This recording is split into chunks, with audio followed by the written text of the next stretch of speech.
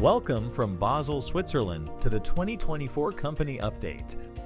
Let's talk with Roger Sandmann how the engineering department has operated in the last 12 months.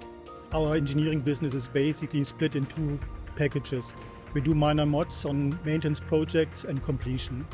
So last year we have done about 180 minor mods beside the completion projects.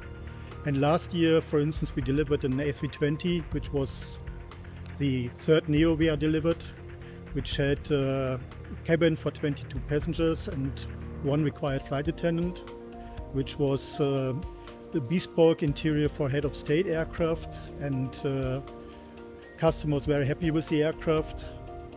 Then in the moment we are currently working on a fourth Neo, which is an A319, which is as well this time for a private customer, where we, as a highlight, have this time a IFE-CMS vendor, which we are working the first time with, since approximately 1.5 to 2 years on an A350, which is the first full VIP aircraft from nose to tail, which is a very special cabin where the customer has a very complex aircraft in mind, with about 7 showers on the aircraft, 4 bedrooms, a gym center, a cinema area, which elevated floor, kind of a 3D cinema room, specially to work with his guests, and full height mini suites in the front, which is also supposed to be FAA validated, which requires an exemption to cover the gap between EASA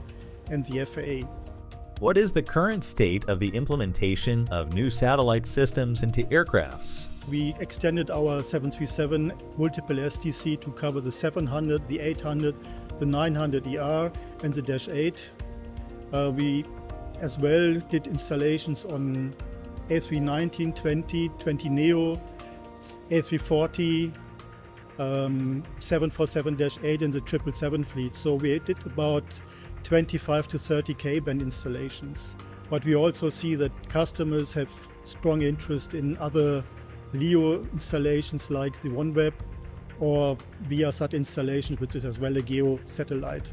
So here the race between LEO and GEO is ongoing, and I think it's a demand of the customer is actually the throughput of the satellite systems.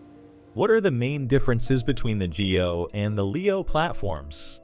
The GEO, you have big antennas, which really require a lot of engineering effort to be installed. The LEO antennas are typically smaller and requires less engineering work.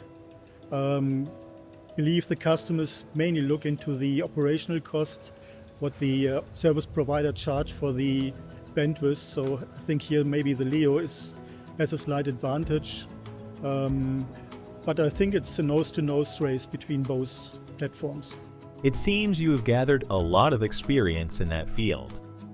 I believe over the 25 installations on Ka-band, and we did a few Tailwind 550 installations, so we have a deep knowledge in large antenna certification. So I believe for us, the LEO satellite installations will be not easy, but we have the good knowledge base for it. And what is happening on the engineering front at the moment?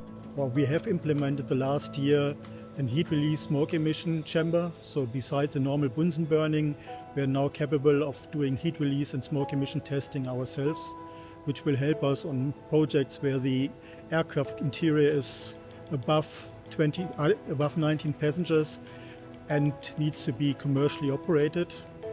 And here we are doing in the moment a round robin test to find the balance if we are in the same frame as the other test centers in Europe. We also try to improve our way how we want to do sound reducing packages, sound noise packages, where we work since 2 years with an external expert to make promises to customers what we can reach as a soundproofing package, and especially do a weight efficient improvements in cabins which are currently in service. How challenging is the recruitment process at the moment? I believe it's not a secret to say that hiring people nowadays is a challenging exercise. The European job market is dry, especially if you look for experts and people who have a lot of experience in engineering. So our task in the moment is basically to have a worldwide recruiting, which we're doing. This requires actually to do a lot of interviews over WebEx and other video conferencing tools, and exercise with people to find out if they're the right candidates for us. That is actually building up a new, I would say, experience for us as engineering management. And we are currently recruiting people really around the world, from Brazil, Philippines, New Zealand. So it's a challenging and ongoing exercise, but we managed to increase our engineering staff in the last 12 months.